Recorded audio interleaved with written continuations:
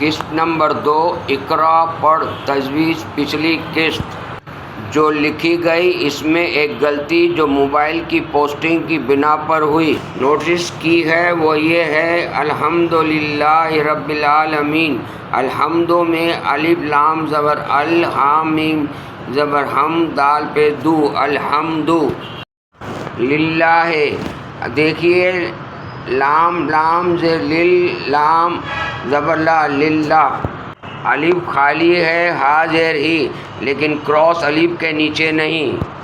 اسی طرح رب العالمین میں الف کے نیچے کراس نظر نہیں آ رہے، الف کے نیچے ایکس آنا چاہیے تھا جسے نہیں پڑھا جاتا لیکن وہ ایکس پوسٹ میں کہیں اور نظر آ رہا ہے۔ یاد رکھیے الف چونکہ بغیر کسی علامت کے ہے اس لیے اسے نہیں پڑھا جاتا۔ اب آگے آتے ہیں حرکات و علامات۔ اعراب کو سمجھنا ضروری ہے۔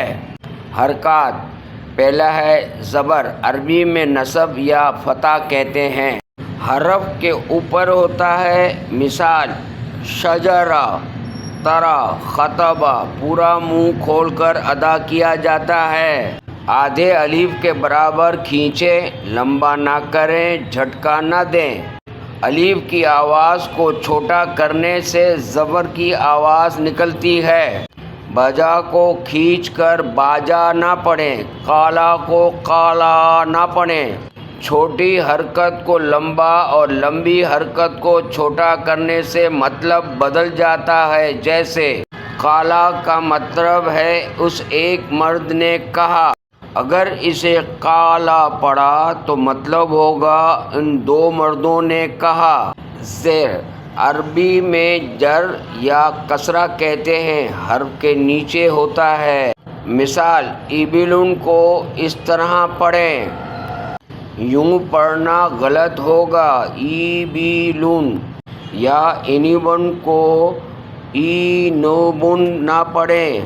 ہونٹوں کو نیچے کی طرف جھکا کر ادا کریں، ای کی آواز کو چھوٹا کر دیں، یعنی نہ کھینچیں، لمبا نہ کریں، جھٹکا نہ دیں، آدھے الف کے برابر کھینچیں۔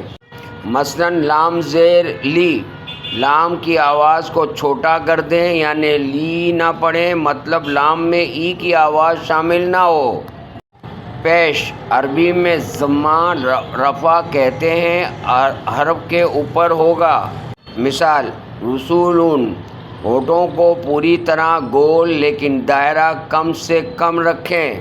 واو کی آواز کو چھوٹا کرنے سے پیش کی آواز نکلتی ہے۔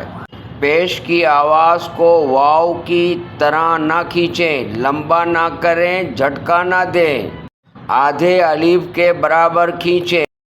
مثلا خذوا رسول قتل، جزم حرف کو ساکن کرتا ہے، شکل اس طرح کی ہے دال جیسی، چھوٹا گول دائرہ۔